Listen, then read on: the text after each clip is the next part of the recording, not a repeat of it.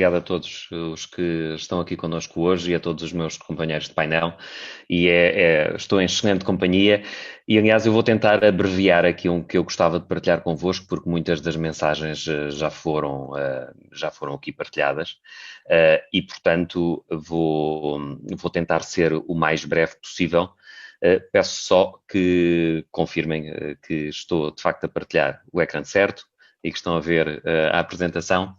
E aqui um que eu gostava de forma muito prática e muito direta partilhar convosco é a ideia de que, face a este impacto social tremendo que a pandemia do Covid-19 veio trazer, precisamos de, face a uma tragédia social com esta dimensão, temos a responsabilidade de aproveitar aquilo que, eventualmente, positivo podemos tirar daí. E uma dessas desse impacto potencial que nós podemos ter é que, pela necessidade de utilizar tecnologia, aceleramos a adoção e a transformação digital nos sistemas de ensino quase no mundo inteiro. E por isso temos a responsabilidade agora de passar do momento de recuperação para um momento de reimaginar como é que pode ser a educação no século XXI, usando tecnologia para que possamos ensinar melhor e motivar mais os nossos alunos. E por isso, este ano, não precisamos de nos recordar uns aos outros que nunca o iremos esquecer, por muitas razões. Certamente cada um de nós tem as suas razões pessoais para não se esquecer deste ano. Temos também esta razão que nos une a todos, que é o ano em que as nossas escolas, as nossas universidades na Europa, na América, em todo o mundo, de repente tiveram que fechar.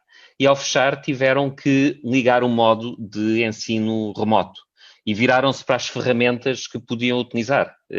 Nós na Microsoft, eu lembro-me que o primeiro país na Europa Ocidental que sofreu o impacto maior desta pandemia foi a Itália, em que mobilizámos imediatamente recursos de emergência para que as escolas italianas que não tinham nenhuma plataforma de colaboração pudessem de um dia para o outro começar a utilizar o Microsoft 365, o Teams e poderem manter a sua atividade tão bem quanto possível no meio da situação que estavam a atravessar. E por isso o primeiro impacto é um impacto de emergência.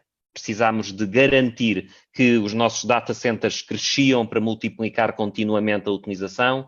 Precisávamos de garantir com os nossos parceiros, como a Intel, como a JP, que havia dispositivos disponíveis para que as escolas os pudessem comprar, os governos os pudessem adquirir, para que neste momento de aflição pudéssemos contribuir para a solução. Mas não tenhamos ilusões. Aquilo que vai acontecer a seguir não vai ser voltar ao mundo que tínhamos antes. Há mudanças que acontecem nas organizações, nos grupos humanos, nas pessoas individuais, em que é impossível voltar ao estado que se estava antes. E eu não tenho dúvidas de que esta é precisamente uma dessas situações. Porque nós estamos num momento em que, depois de responder à crise, depois de recuperar da crise e olhando com otimismo para os próximos 6 meses, para as vacinas que aí vêm, penso que poderemos estar, daqui a alguns meses, num momento de recuperação.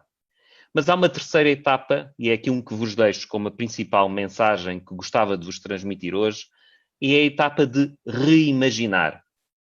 Agora que todas as escolas têm uma ou outra plataforma de colaboração, agora que governos, pais, famílias, estudantes perceberam a importância que a tecnologia pode ter para a sua aprendizagem, esta é a altura de reimaginarmos a educação.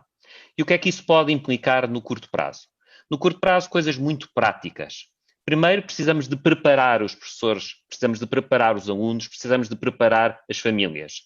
Precisamos de ter planos de contingência em que, quando uma turma está ausente da escola por razões de saúde, ou um aluno tem que ficar em isolamento durante algum tempo, é preciso garantir que continuamos a ter contacto com essa pessoa. É preciso garantir que, mesmo através da tecnologia, as aulas são atraentes, são capazes de motivar, capazes de ensinar.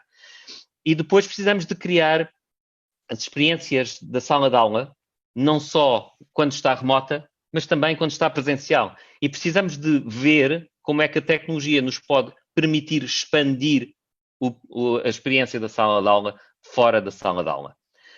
Ora, isto significa que nestas escolas que nós hoje estamos a experiência de ir à escola hoje é uma experiência profundamente diferente. Esta imagem que está aqui em fundo, uma sala de aula cheia de pessoas com máscara, era impensável há um ano atrás, era impensável há 9 meses atrás. Mas isso faz com que o tempo face a face do professor com os alunos de uma sala de aula nunca tenha sido tão precioso como é hoje. E por isso não vamos desperdiçar esse tempo. Vamos pensar no tempo quando se está na sala de aula como um tempo único de diálogo, de exploração, de discussão. Se existe um conteúdo que é preciso ser debitado, se é preciso haver uma exposição de um conteúdo, porque não usamos a tecnologia e não se faz essa exposição de conteúdo em casa, de forma a que o conteúdo a seguir possa ser explorado e praticado na sala de aula. Vamos utilizar o tempo precioso em que estamos face a face uns com os outros para fazer aquilo que não é possível fazer à distância. E vamos fazer à distância aquilo que a tecnologia nos permite fazer de forma mais eficiente. Porque aquilo que nós necessitamos quando falamos de transformação digital não é sobre tecnologia, é sobre pessoas. É desafiar aquilo que cada pessoa, que cada aluno, que cada professor, que cada pai, que cada diretor de escola, que cada ministro, que cada responsável do Ministério da Educação de qualquer um dos países que nos estão a ouvir, pensa ser possível. Porque a transição, e acabámos no início deste painel, ouvimos do nosso secretário de Estado português da transição digital, uma excelente estratégia digital. E o desafio que eu gostava de deixar aos governos e aos responsáveis que nos estão a ouvir é que não só tenhamos excelentes estratégias digitais, como aquela que ouvimos e que foi desenvolvida para Portugal, mas que passamos a ter estratégias de educação que incorporem o mundo digital. Não precisamos ter uma estratégia digital para a educação, precisamos é que a estratégia de educação não ignore que estamos na idade digital. É preciso que os alunos que saem das salas de aula tenham a capacidade de discernimento crítico, de pensamento crítico, para que quando procuram informação em meios digitais, saibam distinguir o que é verdadeiro ou confiável daquilo que é falso e enganador. Só assim é que esta geração se vai conseguir proteger de potenciais manipulações em massa que serão possíveis, porque se quem sai hoje em dia da escola não souber distinguir uma informação falsa de uma informação fidedigna, estará vulnerável a qualquer pessoa que coloque no seu feed de Facebook, de Instagram, seja do que for, informação para manipular a sua posição e o seu ponto de vista. E por isso é uma questão de cidadania, é uma questão que afetará o futuro das nossas sociedades todas. E para desenvolver isso precisamos de garantir que a estratégia de educação que é implementada é adequada ao mundo digital. Porque o mundo digital exige, e o mundo do futuro, e que já é o presente hoje, exige que sejamos capazes de ter esse pensamento crítico, a capacidade de colaboração, de comunicação. Mas isso implica que nós pensemos na cultura que é necessária para isso. As competências ao nível do pensamento computacional, ao nível da curiosidade, ao nível da interpretação do mundo que nos rodeia. Mas isso significa que precisamos de tomar riscos, precisamos de refletir sobre o que está a correr bem e o que está a correr mal. Precisamos de perceber como é que podemos ajudar as pessoas que têm a responsabilidade de estar frente a turmas de alunos a desenvolver estas competências. E só assim é que nós vamos conseguir que a nossa educação tenha significado, sirva para todos e que seja motivadora.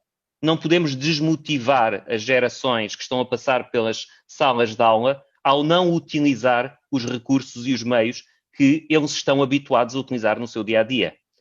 Qualquer adolescente, em qualquer um dos nossos países, quando tem a curiosidade sobre um artista ou uma música nova, agarra no telemóvel ou no computador, faz uma pesquisa e descobre tudo aquilo que quiser sobre esse seu interesse. Porque é que não aproveitamos esta curiosidade, esta capacidade de descobrir, para que seja também utilizando os instrumentos que estão habituados, que explore na sala de aula e que depois tenha um professor, um tutor, alguém que ajude a distinguir o que é boa informação e a má informação e que ajuda que cada um possa ir atrás dos seus interesses. Muito rapidamente, a Microsoft tem contribuído para isto através dos recursos que coloca à disposição das escolas, gratuitamente, o Microsoft 365, o Teams, estão disponíveis gratuitamente para as escolas de todo o mundo. A forma como esses vários produtos se integram permitem apoiar a jornada do estudante desde que entram na escola até que saem do ensino superior. E a Microsoft tem uma particularidade ao nível das grandes gigantes tecnológicas, que é o facto de estar presente. Eu arrisco-me a dizer que a Microsoft estará presente em cada um dos países das pessoas que me estão aqui a ouvir hoje. E por isso estes recursos que eu estou a partilhar aqui são recursos globais, mas existem recursos locais de webinars e de formação para cada um dos países, relevantes e na língua materna de cada um desses países, de forma a garantir que temos a capacidade de ajustar os professores e as escolas a utilizar o ensino remoto, que com o Minecraft Education Edition podemos criar novos ambientes de ensino que podem passar pela química, a biologia, a geografia, de forma muito motivadora e inovadora, que através da própria utilização do Teams há guias de utilização rápida de forma a permitir a que quem está a começar consiga utilizar rapidamente os recursos que tem à disposição e que possa até passar por criar eventos virtuais customizados para a necessidade de formação de cada um. Para além disto, precisamos de construir os recursos e as capacidades para o futuro e há mais recursos certificados de formação disponíveis online. E tudo isto junta-se numa ideia que coloca todos estes pontos da história em conjunto. A missão da Microsoft enquanto empresa é para garantir que cada pessoa consegue atingir mais, consegue colocar o seu talento, a sua capacidade ao serviço dos outros de forma mais eficiente. Esse é o objetivo que nos traz aqui e é por isso que eu agradeço muito estes minutos que dedicaram para me ouvir. Muito obrigado.